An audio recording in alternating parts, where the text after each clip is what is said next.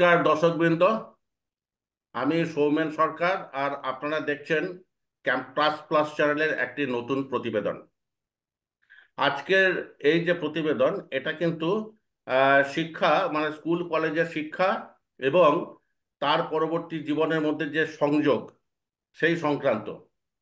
এটা আমাদের সবারই মোটামুটি একটা অভিজ্ঞতা যে যারা স্কুল কলেজে হয়তো সারা জীবন হয়তো ভালো রেজাল্ট করেছে কিন্তু তারা পরবর্তী জীবনে প্রতিষ্ঠিত হতে পারেনি। আবার অনেকে এমনও আছে যে হয়তো একটা মাঝ পর্যন্ত তাদের কেরিয়ারটা হয়তো এমন কিছু ছিল না, পরবর্তীকালে হঠাৎ কি ঘটলো যে তারা তত্ত্বনীয় উন্নতি হলো। আবার কেউ কেউ আছে যে যারা অল অ্যালং ভালো রেজাল্ট করেছে এবং সুযোগ তাদের কাছে চলে এসেছে এবং সেই সুযোগের তারা সদ্ব্যবহার করেছে এবং জীবনে প্রতিষ্ঠিত হয়েছে। অর্থাৎ কিনা এখান থেকে একটা মোটামুটি বোঝাই যাচ্ছে যে জীবনে প্রতিষ্ঠিত হওয়া মানে তার একমাত্র পূর্ব শর্ত যে ভালো নম্বর পাওয়া, ব্যাপারটা ঠিক তা নয়, তার থেকেও আরো কিছুটা বেশি আছে। এই বেশি ব্যাপারটা কি, মোটামুটি ভাবে যেটা সবাই ধারণা করছে এটা ঠিকই, যে সরকার, স্কুল কলেজের যে শিক্ষা প্রতিষ্ঠান, গার্জিয়ান এবং স্টুডেন্ট, এদের সবারই নিজস্ব কিছু একটা তো রোল রয়েছে। তা এই ব্যাপারগুলোকে নিয়ে আলোচনা করার জন্য আজকে দুজন বিশিষ্ট শিক্ষাবিদকে আমরা নিয়ে এসেছি। ডক্টর অমিয় নিমাই চৌধুরী আর ডক্টর সুকান্ত কুমার সেন। ডক্টর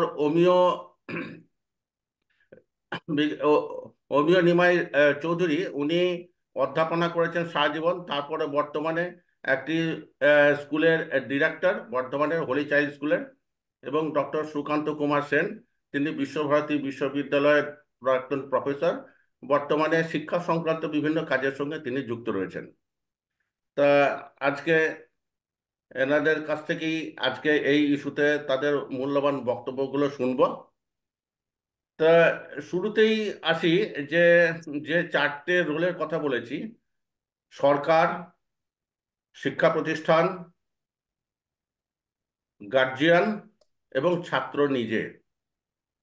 প্রথমে একটু অল্প করে জেনে নেই যে নেপ, নিউ এডুকেশন পলিসি 2020-22, এতে যে স্কুল শিক্ষার ব্যাপারে কিভাবে মানে সরকার এই ব্যাপারে কিভাবে কি দেখছে যাতে এই সমস্যাটা সমাধান করা যায়। আমি ডক্টর চৌধুরীর কাছে প্রথমে খুব অল্প কথাতেই ব্যাপারটা একটু জানতে চাইবো।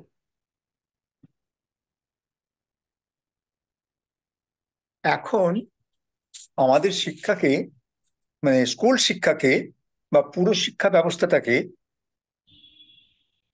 প্রাথমিক অবস্থায় তিনটে ভাগে ভাগ করা হচ্ছে। আমার যেটা মনে হয়, আমি বলি আবশ্যিক শিক্ষা।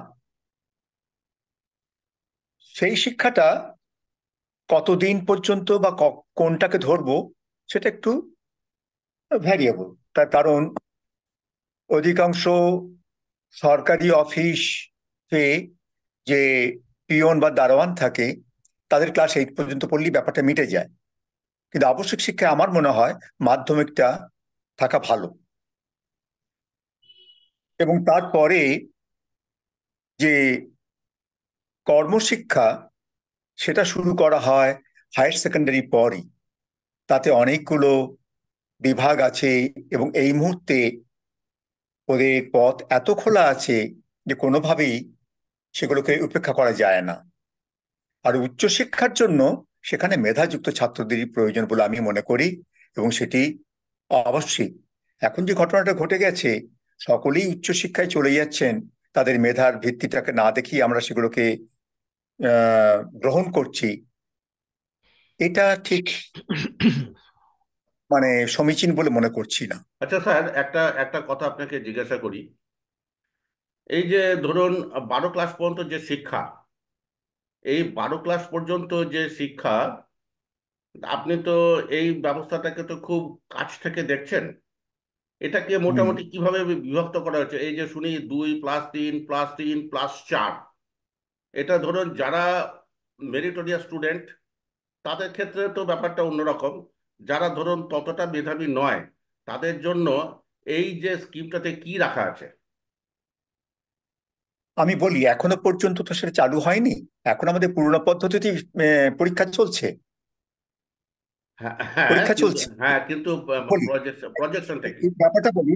হুম। তাতে সুবিধা যেটা হয়েছে, এখন আমাদের যে স্ট্রিম, সায়েন্স স্ট্রিম কি আর্টস স্ট্রিম, এটার কোনো ভেদ থাকবে না। ছাত্ররা যে কোনো বিষয় নিয়ে যে কোনো দিকেই পড়তে পারে। এইটা একটা বড় উপযোগিতা আছে এই নতুন শিক্ষা ব্যবস্থায়। এবারে একটু ডক্টর সেনের কাছে আসি। এই যে নতুন হুম। এডুকেশন পলিসি, ধরুন আমরা তো পিছনের দিকে তাকাবো না, আমরা তো সামনের দিকেই তাকাবো। তাই এই যে স্কুল শিক্ষার পরবর্তী যে কলেজ ইউনিভার্সিটি, আমি কিন্তু ইঞ্জিনিয়ারিং বা এই ধরনের পেশাগত যে শিক্ষার কথা কিন্তু আমি আজকে আলোচনার মধ্যে রাখছি না। স্কুল মানে স্কুল পরবর্তী যে কলেজ বা ইউনিভার্সিটি, এগুলোর কথাই আমি আপনাকে একটু বলতে হবে যে এই যে নতুন যে ব্যবস্থা করা হতে চলেছে, যে নিউ এডুকেশন পলিসি, এতে এই ব্যাপারটা কিভাবে কি করা হচ্ছে? নিউ এডুকেশন পলিসিতে ডক্টর চৌধুরী যেটা বললেন, যে 12 ক্লাসে খুব একটা ভেদাভেদ থাকবে না, সায়েন্স বা সোশ্যাল সায়েন্স এইসব বা ল্যাঙ্গুয়েজের আমি মধ্যে। 12 ক্লাসের পরবর্তী যে হায়ার 12 ক্লাসের হায়ার পরবর্তী যে এডুকেশনে হুম, হায়ার এডুকেশনেও হুম। ব্যাপারটা কিন্তু অনেকটাই সেরকম। এমন কিছু কিছু থাকছে যার ফলে হচ্ছে কি যে কোনো স্ট্রিমের ছেলেরাই সেই কোর্সটা অপ্ট করতে পারে, সে সায়েন্স সোশ্যাল সায়েন্সই হোক, আর্টসই হোক, বা অন্য যে কোনো প্রফেশনাল কোর্সের হোক। তা সেইভাবে সিলেবাস সমস্ত সাবজেক্টেরই করা হচ্ছে, যে যাতে করে সেই ধরুন কেউ একটা বা লাইফ সায়েন্সের অনার্সের সাবজেক্টের কোনো অনার্সে অ্যাডমিশন নিয়েছে বা এই ধরনের তাদের টার্গেট, সে কিন্তু ফিজিক্স বা কেমিস্ট্রি বা অন্য সায়েন্স সায়েন্স ছাড়াও অন্য কোনো সাবজেক্টের একটা কোর্স করতে পারে। সেই জন্য তাদের সিলেবাসের মধ্যে এইটা কিন্তু সবসময় থাকছে, যে কে কোন কোর্সটা করবে এক্সট্রা, সেই ধরনের কিছু স্কোপ তাদের মধ্যে থাকছে, তারা অপ্ট করতে পারে। এবং এর ফলে যেটা হচ্ছে সেটা হচ্ছে যে আমাদের রেগুলার যে কোর্সগুলো আছে সেখানে যে সিলেবাস, সেই সিলেবাসের বাইরেও আরো কিছু কিছু শিক্ষা যেটা হচ্ছে স্যার, এই প্রাতিষ্ঠানিক শিক্ষার বাইরে। এই যে বলছে যে মাল্টি ডিসিপ্লিনারি পড়াশোনা, এটা এই ব্যাপারটা কি? মাল্টিডিসিপ্লিনারি পড়াশোনা মানে কেউ একটা লাইফ সায়েন্সের একটি সাবজেক্টের উপরই তার সমস্ত জ্ঞান থাকবে, ব্যাপারটা সেরকম নয়। এছাড়াও পারিপার্শ্বিক যে সাবজেক্টগুলো রয়েছে, বিষয়গুলো রয়েছে, সেখানেও সে ইচ্ছে করলে সেখানেও তার অপ্ট করতে পারে এবং সেখানে কিছু তার জ্ঞান আহরণ করতে পারে। এই হচ্ছে আর মাল্টিডিসিপ্লিনারি। এই যে দুই এছাড়া তিন চার বছরের মাল্টিডিসিপ্লিনারি এই যে 2 3 4 বছরের যে গ্রাজুয়েশন কোর্স, এই ব্যাপারটা কি? এই ব্যাপারটা যেটা হচ্ছে যে 4 বছরের যে গ্রাজুয়েশন কোর্স বলা হচ্ছে, সেটার নাম হচ্ছে অনার্স। 3 বছরের যেটা হচ্ছে সেটা হচ্ছে যে সিম্পল গ্রাজুয়েশন। 2 বছরের যেটা হবে সেটা হচ্ছে সার্টিফিকেট। 1 বছরে যেটা হবে সেটা হচ্ছে ডিপ্লোমা, লাইক দিস। এই 4 বছরের যারা গ্রাজুয়েশন কোর্স করবেন, তারপরে কি তারা সরাসরি কি পিএইচডি করতে পারবেন? ন্যাশনাল এডুকেশন পলিসিতে সেইটা বলছে। কিন্তু কথা হচ্ছে যে আমাদের যে বা বিভিন্ন কলেজে, গ্র্যাজুয়েশনটা তো মেনলি কলেজেই হচ্ছে, আন্ডার গ্রাজুয়েট কলেজ যেগুলোকে আমরা বলি, তো সেখানে কিন্তু সেই রকম পরিকাঠামো আছে কি না সেটা খানিকটা দেখার ব্যাপার। এবং সেই অনুযায়ী ইউনিভার্সিটি, যে কোনো একটা কলেজ ইউনিভার্সিটির আন্ডারে থাকে, এবং সেই ইউনিভার্সিটি সেগুলোকে ইন্সপেকশন করে দেখে তারপর সেগুলোকে কনসিডার করবে যে সেগুলো কোনো গবেষণামূলক কাজ সেখানে হতে পারে কিনা। আদারওয়াইজ যে অনার্সের যে ব্যাপারটা, সেটাও কিন্তু যে সমস্ত পাস কোর্সের কলেজ আছে আমরা যেগুলোকে বলি এখানে, সেই পাস কোর্সের কলেজগুলো কিন্তু যদি তাদের অনার্স খোলার জন্য অ্যাপ্লাই না করে, তাহলে কিন্তু সেখানে অনার্স কোনো স্টুডেন্ট ভর্তি তাহলে হলে তাকে ডক্টর কিন্তু 3 বছর। ডক্টর চৌধুরীর কাছে আসি এবারে। যে এই যে ধরুন আমরা যে বেসিক ইস্যুটা নিয়ে যে আলোচনাটা করতে যাচ্ছি, যে এই যে স্কুল কলেজে থেকে যে কর্মশিক্ষা, সবার তো আপনি নিজেই যেমন প্রথমে বললেন, সবারই উচ্চশিক্ষায় আসার ব্যাপার নেই। তা যদি না থেকে থাকে, তাহলে এই নতুন যে এডুকেশন পলিসি হয়েছে বা বর্তমানে যা চলছে, তাতে স্কুল কলেজে এই ধরুন এদের জন্য যারা উচ্চশিক্ষায় যাবে না, তাদের জন্য কি কি ব্যবস্থা রাখা আছে? স্কুলের মধ্যে সেই ধরনের খুব বেশি প্রভাব আছে বলে জানি না, কিন্তু ওই স্কুল গণ্ডি পার হওয়ার পর তাদের জন্য ভোকেশনাল ট্রেনিং যেগুলো বলা হয়, তাদের সেই ব্যবস্থাপনাগুলো করা আছে, কিন্তু স্কুলের তো সব বিষয় তো বাধা। এখন না তাদের ইচ্ছা মতো সাবজেক্ট তারা নেবে। না, আপনি আপনি তা- আপনার তো এত এত যে ছাত্রছাত্রীদেরকে যে আপনি এখন তাদের সঙ্গে সরাসরি যুক্ত রয়েছেন, আপনার অভিজ্ঞতা থেকেও তো মনে হচ্ছে তাদের প্রতি তো আপনার তো নির্দিষ্ট কোনো রকম কিছু একটা প্রেসক্রিপশন থাকতে পারে যে হ্যাঁ এইভাবে করা উচিত, স্কুলগুলোর এই করা উচিত বা এই সমস্ত এটা ব্যাপার। খুব ভালো কথা এটা খুব ভালো কথা বলেছেন, কিন্তু মুশকিলটা হচ্ছে যে এই অল্প বয়সের ছাত্রদের সেই নির্ধারণ করার ক্ষমতাটা তো নেই। সেটা কিন্তু নির্ধারিত হয় বাবা মায়ের কাছ থেকেই। এবং সেখানেই তার প্রথম, কারণ ব্যাপারটা হচ্ছে স্কুলে তারা থাকে 5 ঘন্টা, আর 19 ঘন্টা বাবা মায়ের কাছে থাকে। তো সেখানে স্কুল থেকে যতটা না সাহায্য পাওয়া যায় তার ভবিষ্যৎ কথার জন্য বা পথের জন্য, সেটা মা বাবার কাছ থেকে অনেক বেশি পাওয়া যায়। কিন্তু মা বাবারা যদি সচেতন না হন, সেখানে একটি বিপদ আছে। না, মা বাবাদের ব্যাপারটা আমরা এর পরবর্তী যে সেকশনে আলোচনা করব, শুধু বলি। তার আগে একটু জিজ্ঞাসা করি যে হ্যাঁ, বলি। স্কুল কলেজগুলো তো, কলেজের কথা বলছি না, ওই স্কুলগুলো তো এই ব্যাপারে তো কিছু অগ্রণী ভূমিকা নিতে পারে। না, স্কুলগুলো অগ্রণী ভূমিকা বলতে তাদের যে বিষয় নিয়ে পড়ানো হয় সেগুলোর উপরে আমরা বিশেষ জোর দিই। এবং সেখানেই শুধু আমরাই প্রশ্নপত্র করি না, আমরা বিভিন্ন কনসার্ন থেকে তাদের প্রতিযোগিতামূলক প্রশ্নপত্রের মতো প্রশ্ন করে আমরা আজকাল পরীক্ষা নিচ্ছি। তাতে কিন্তু তাদের অনেক বেশি উপকার হচ্ছে, এবং বাইরে গিয়ে পরীক্ষা দেওয়ার ক্ষেত্রেও তারা অনেক বেশি অভিজ্ঞতা অর্জন করছে এই স্কুল থেকেই। এবং বিভিন্ন স্কুলে সেই পদ্ধতি চলছে। এই ব্যাপারটাই আছে।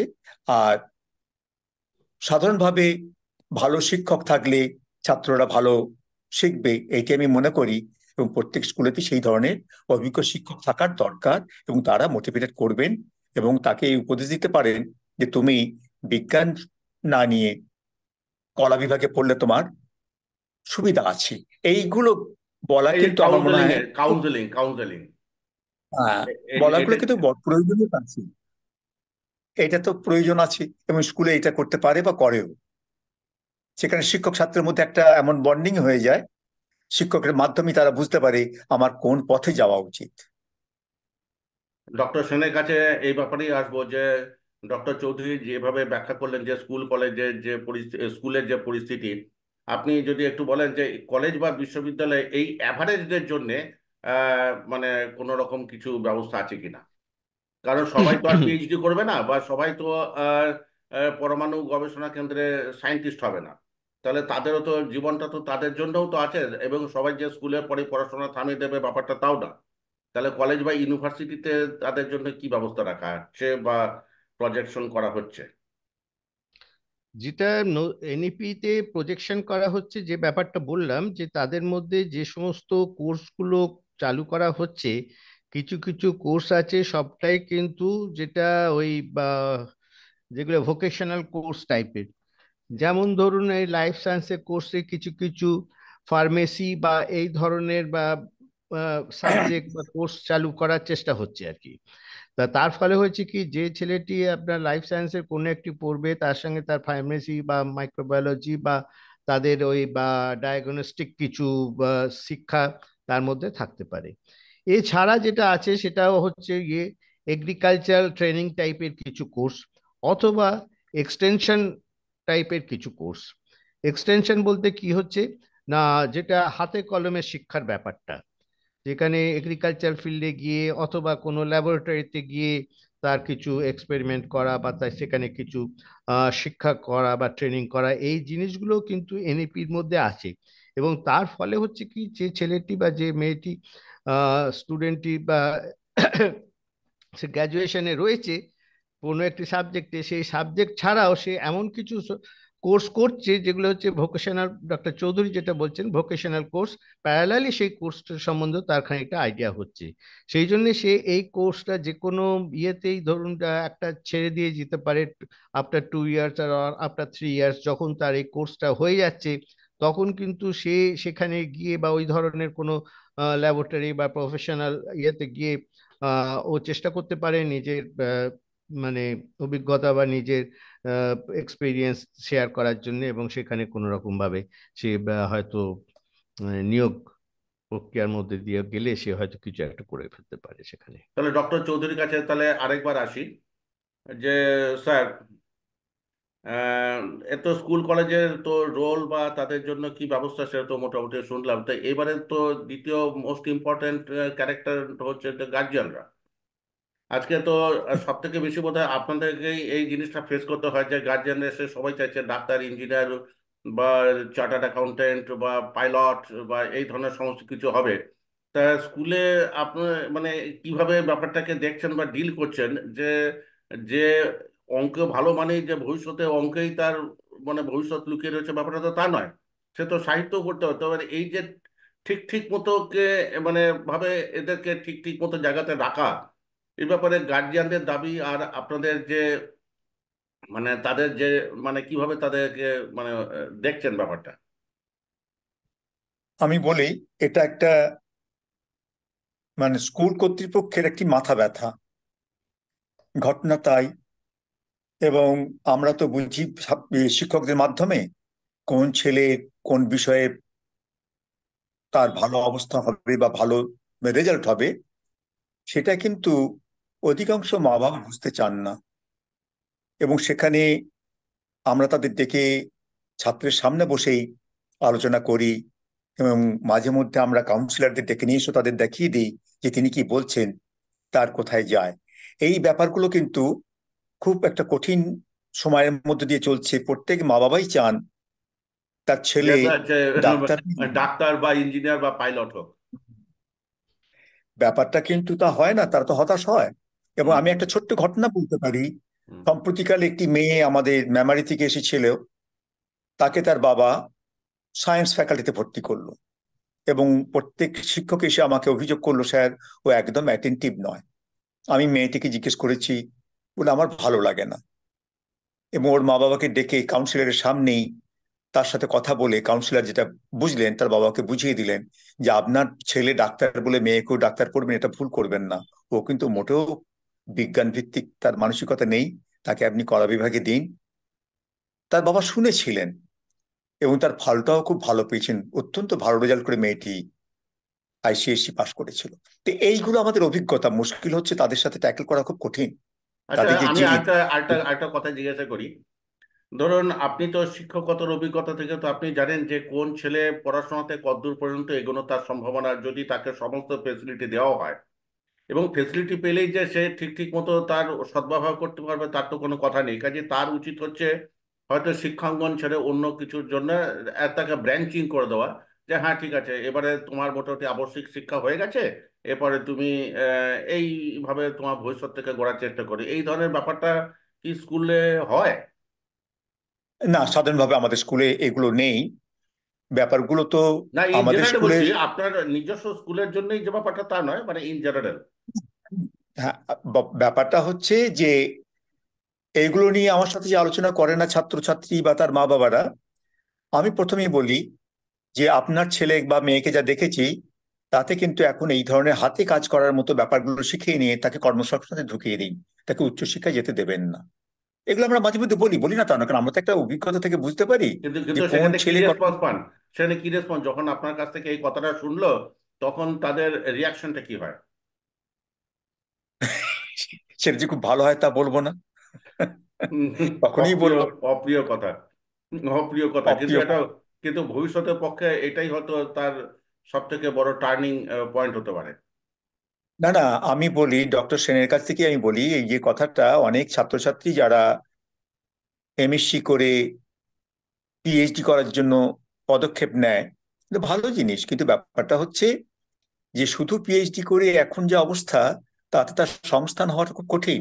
তো আমি তাদের প্রথমে উপদেশ দিই, এর মধ্যে যদি কোনো কারণে কোথাও তুমি সেই উপযুক্ত চাকরি পাও, পিএইচডিটা পরে দেখো, আগে চাকরিতে ঢোকো।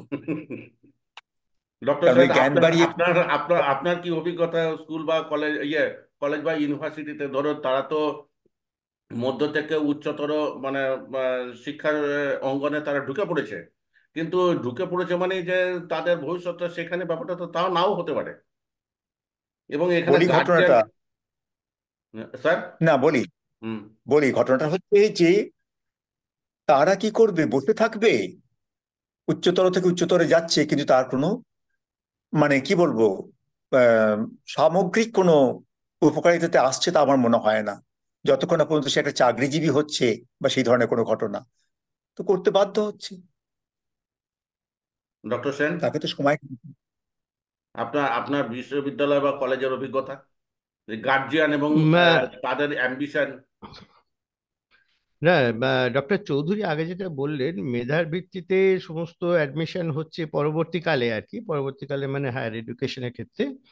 কিন্তু মেধার ভিত্তিতে হয়তো হচ্ছে ঠিকই, কিন্তু এত বিশ্ববিদ্যালয় খুলে গেছে যে সেখানে মেধাটাও অনেক ক্ষেত্রে ডাইলুটেড হয়ে যাচ্ছে। মানে সেই একেবারে। সমস্ত বিশ্ববিদ্যালয়ের যেগুলো মানে অন্য জায়গায় হচ্ছে একটু লেস পপুলার, মানে পপুলেটেড জায়গায়, সেখানে তাদের ডিমান্ড অনুযায়ী সেই ইউনিভার্সিটিটা হচ্ছে, এবং তার ফলে লোকাল স্টুডেন্টরা সেখানে আসছে। এবং লোকাল স্টুডেন্টরা যারা আসছে তারাও কিন্তু স্ক্রিনিং এর পদ্ধতিতে মেধার ভিত্তিতেই আসছে, সেইখানকার মেধার ভিত্তিতে।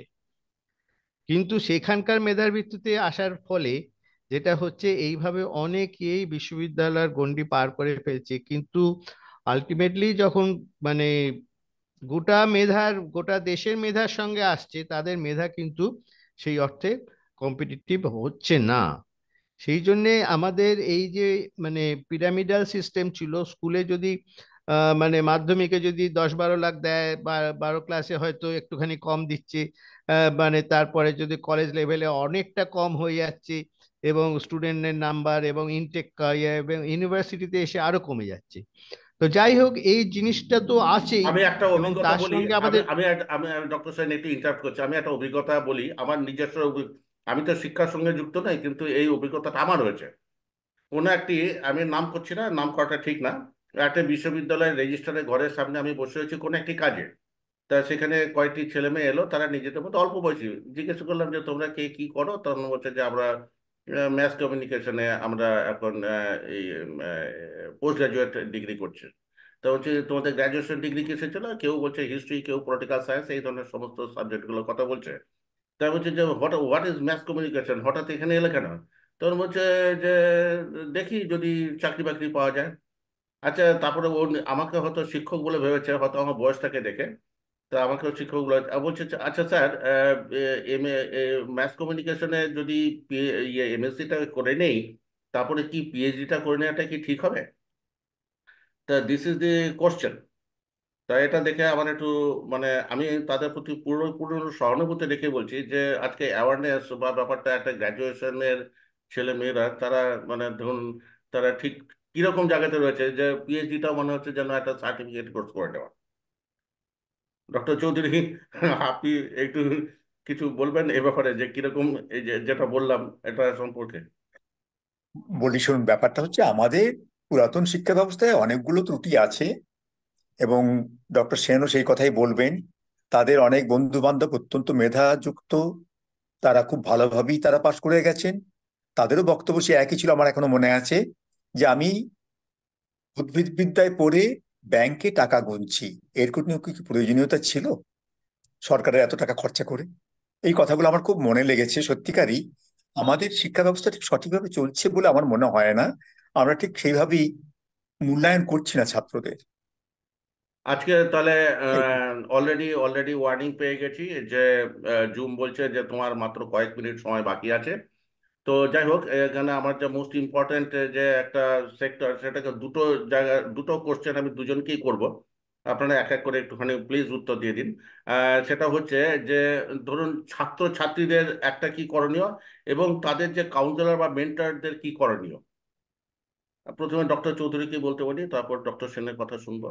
যে না, ছাত্রছাত্রীরা নিজেদের কেরিয়ার বিল্ডিং এর জন্য কিভাবে, স্কুল কলেজে ধরুন তারা অবোধ শিশু, কিন্তু তার পরবর্তীকালে তাদের তো নিজস্ব তো গ্রো আপ করেছে, তাদের তো একটা দায়িত্ব তো আছে, তো তারা how they should prepare for future. অবশ্যই তারা পড়াশোনায় মনোযোগী হবে, এবং পড়াশোনার মাধ্যমেই থাকবে, এবং বড়দের কাছে উপদেশ নেবে, আমার এইটুকুই বক্তব্য। ডক্টর সেন।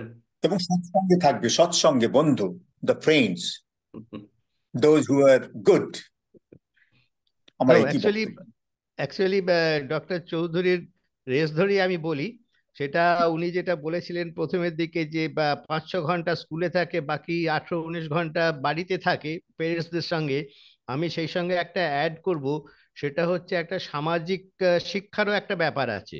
সেই নিশ্চয়ই। সামাজিক শিক্ষাটার জন্যেও খানিকটা, এই যে 24 ঘন্টার মধ্যে একটা সময় তারা হয়তো মাঠে ঘাটে থাকতো একটা সময়, এখন কিন্তু আর সে থাকার সময়টা পায় না। যাই হোক, কোচিং সেন্টারে গেলেও আমি সেটাকে সামাজিক শিক্ষা হিসেবেই বলবো, 5 জনের সঙ্গে শিক্ষাটা হচ্ছে বলে। তো যাই হোক, এই সামাজিক শিক্ষাটা আমাদের ভীষণভাবে দরকার। এবং স্টুডেন্টদের এই যে শিক্ষার বিভিন্ন স্তর রয়েছে, সেই স্তরের সঙ্গে নিজেদের মানিয়ে নিয়ে যে কোনো ভাবে হোক সে বুঝতে পারবে নিজেকে, মানে বোঝা উচিত যে তারা কিভাবে এগোবে।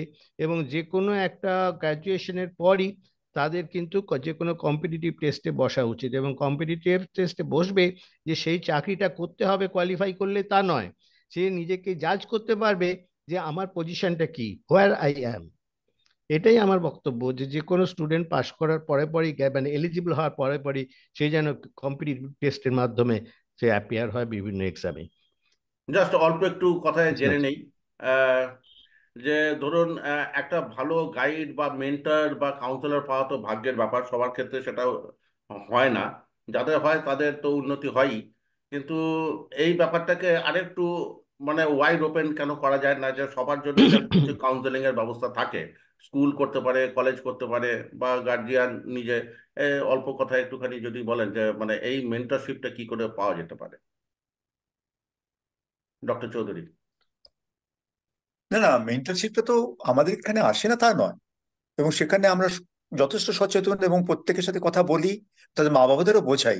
এইটুকুই বোঝানো যায় যে একে এই ধরনের পড়ালে তার অনেক বেশি উন্নতি হবে, এই কথাই বলতে পারি। তার থেকে তো বেশি আমাদের কিছু করণীয় না, আমাদের তো হাত পা বাঁধা। কারণ আর এখানে আর এত বেশি আর রুল। আর গার্জিয়ানরা নিজেরাও তো কিছু মেন্টরের ব্যবস্থা করতে পারে বা কাউন্সিলরের ব্যবস্থা করতে পারেন, অর্থনৈতিক বা না না, মানে অ্যাকচুয়ালি তার পূর্ব নির্ধারিত একটা মানসিকতা নিয়েই তারা চলছেন, তার পরিবর্তন করবেন বলে আমার খুব একটা মনে হয় না। খুব কম গার্জেনই যেটা আছে, খুব কম গার্জেন, খুব কম গার্জেন আছে। ডক্টর সেন। এই ব্যাপারে গার্জেনদের কনসাসনেসটা একটু কম, কারণ আমাদের এই মেন্টর বা মানে কাউন্সিলর বা এই ধরনের জিনিসগুলো এখনো আমাদের সমস্ত সিস্টেমে আসেনি। এগুলো মেনলি সিটি অঞ্চলেই রয়ে গেছে। তার ফলে হয়েছে কি, বাকি বিশ্ববিদ্যালয় বা বাকি ক্ষেত্রে এই ইয়েগুলো এখনো মানে কাউন্সিলরের স্কোপটা খুবই কম। সেই জন্য এখানে টিচাররাই একমাত্র মেন্টর হিসেবে ধরা যেতে পারে, এবং টিচারদের গাইডেন্সটাই ভীষণভাবে প্রয়োজনীয়। এবং তাদেরও মানে যে কোনো স্টুডেন্টই টিচারদের গাইডেন্সটাকেই অ্যাডাপ্ট করা উচিত বলে আমার মনে হয়। এবং তারা, টিচাররা বা ডক্টর চৌধুরী যেটা বললেন সেটা অভিজ্ঞতার বেসিসেই যা বলার তাদের বলবেন। এবং কোনো ছাত্রছাত্রী কিন্তু কোনো একজন টিচারের কাছে সে কিন্তু আলাদা কিছু না, সেটা হচ্ছে যে লাস্ট বেঞ্চে বসছে সেও যেমন, যে ফার্স্ট বেঞ্চে বসছে সেও সেরকম। আমার মনে হয় সেটাই হচ্ছে বেস্ট ওয়ে মনিটরিং করা থ্রু দ্য টিচার্স। আপনাদের দুজনকে অশেষ ধন্যবাদ এরকম একটা আলোচনাতে অংশগ্রহণ করার জন্য। আশা করি যারা যারা শুনবেন তারা সবাই উপকৃত হবেন, এবং তারা তাদের মতামতগুলো যদি আমাদের তুলে ধরেন তাহলে এই শিক্ষাবিদদেরকে আমরা ভবিষ্যতে নিয়ে আসতে পারবো। আপনাদের দুজনকে অশেষ ধন্যবাদ। আজকের অনুষ্ঠান এখানে শেষ নমস্কার। করছি। নমস্কার। নমস্কার। নমস্কার।